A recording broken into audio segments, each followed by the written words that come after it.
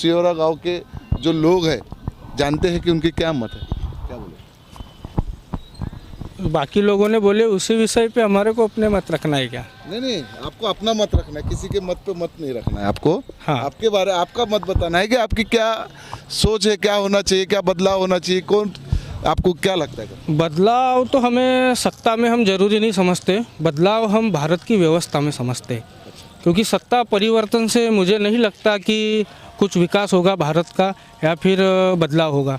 हम चाहते हैं कि भारत में व्यवस्था परिवर्तन हो, ताकि और व्यवस्था परिवर्तन कैसा हो, जैसे कि आपका सवाल था चंद लोगों से कि आपको कैसा विकास चाहिए। हमको जैसे देखो अपने हाथ की जो उंगलियां है ये 4 या 5 उंगली एक समान नहीं है। तो हम अभी जो भारत में सत्ता और व्यवस्था चल रही है ये चल रही है, हमको ये विकास और ये सत्ता और ये व्यवस्था नहीं चाहिए। हमको एक समान सत्ता एक समान व्यवस्था चाहिए। मेरा बोलने का मकसद ये है कि यार जितने लोग बैठे हैं या जितने लोग खड़े हैं ये सारे लोग अगर खाना खाने बैठे तो एक लाइन में बैठना चाहिए। ये सारे लोग अगर शिक्षा लेने बैठे तो एक लाइन में एक टेबल पे बैठना चाहिए।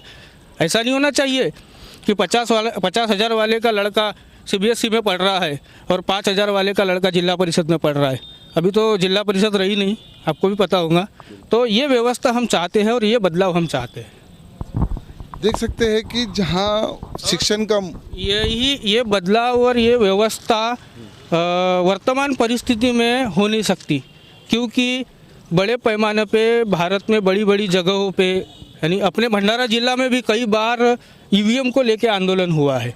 और जब तक EVM से इलेक्शन होगा भारत में तब तक बदलाव नहीं हो सकता। पर कोर्ट ने तो निर्णय दिया कि EVM सही है करके। हाँ, कोर्ट ने अभी दिया, फिर 8 अक्टूबर 2013 को क्यों ऐसा निर्णय दिया था कि EVM से फ्री फेयर एंड ट्रांसपेरेंट चुनाव निष्पक्ष और पारदर्शी नहीं हो सकता? ऐसा क्यों दिया था? वो दिया ना। तो मैंने पहले आपको क्या बताया, वही बताया कि हमें सत्ता परिवर्तन नहीं चाहिए, हमको व्यवस्था परिवर्तन चाहिए। क्योंकि समझ में आ रहा है ना, सुप्रीम कोर्ट भी दबाव में आके जवाब दे रहा है और निर्णय दे रहा है। सुप्रीम कोर्ट भी दबाव में आके जवाब और निर्णय दे रहा है, क्योंकि इस देश की जो व्यवस्था है वो एक जाति लेवल की व्यवस्था है केवल मात्र, और ये व्यवस्था हमें नहीं चाहिए। क्या संविधान के बारे में क्या बोला? संविधान के बारे में तो अभी जैसे बहुत सारे लोग बोलते हैं संविधान खतरे में है, बड़े बड़े नेता बोलते हैं संविधान बचाना है। अरे भाई लोगों, तुम अपना वोट नहीं बचा सक रहे हो, जो EVM के माध्यम से चोरी किया जा रहा है, और इतना बड़ा संविधान बचाने की बात कर रहे हो। संविधान आज से खतरे में? जिस समय बाबा साहब ने संविधान लिखा था और संविधान सभा में पेश किया था, उसी समय बाबा साहब ने कहा था कि संविधान चलाने वाले लोग अगर अच्छे होंगे तो संविधान सही दिशा में चलेगा, अन्यथा संविधान गलत साबित होगा। तभी से संविधान खतरे में, क्योंकि उसके बाद में वास्तविक में संविधान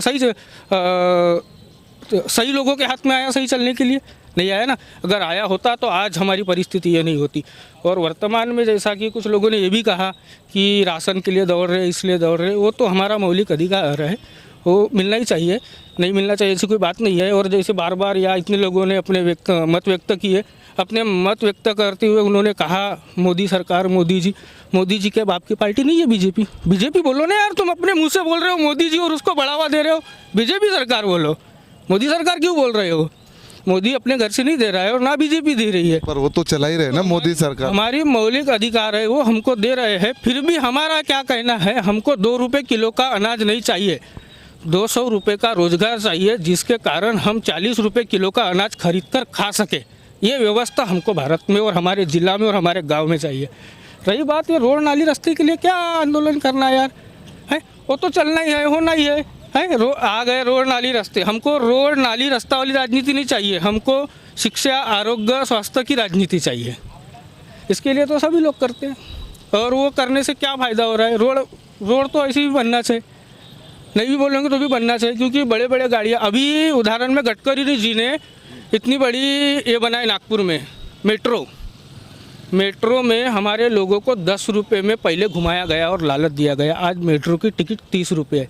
हमारे लोगों को मेट्रो की आदत लग गई, ऑटो भूल गए थे। आज मेट्रो की टिकट 30 रुपये हो गई, हमारे लोग 30 रुपये के दे के मेट्रो में दौड़ रहे, लेकिन 30 रुपये कमा रहे नहीं रहे हमारे बच्चे, लेकिन घूम रहे मेट्रो में।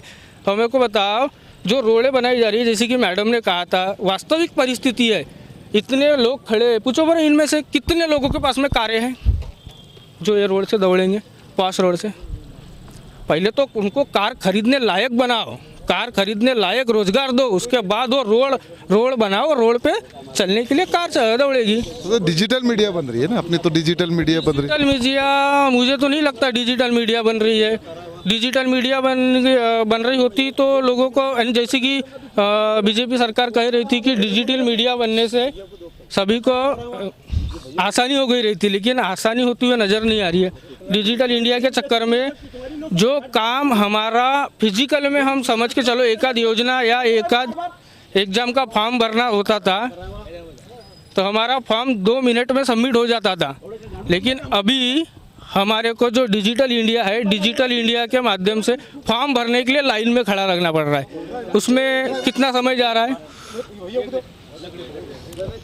ना, उसके माध्यम से डिजिटल इंडिया, हमें तो नहीं लगता डिजिटल इंडिया। और रही बात विकास के बारे में, और एक उदाहरण के तौर पे बताना चाहता हूँ, जैसे कि मेरा एक दोस्त था, उसने मेरे को बताया कि बकरी ने अंडा दिया, बकरी ने अंडा दिया, मेरे दोस्त ने मेरे को बताया। तो मैं चौंक गया, मैंने पूछा बकरी ने अंडा कैसे दिया? तो उसने मेरे को बताया, मैंने मेरे मुर्गी का नाम अंडा रखा हुआ, बोले वैसे ही इन्होंने विकास का नाम विनाश रखे है। बस इतना ही बोलना चाहूँगा। बहुत बहुत धन्यवाद, काफ़ी अच्छा बताया।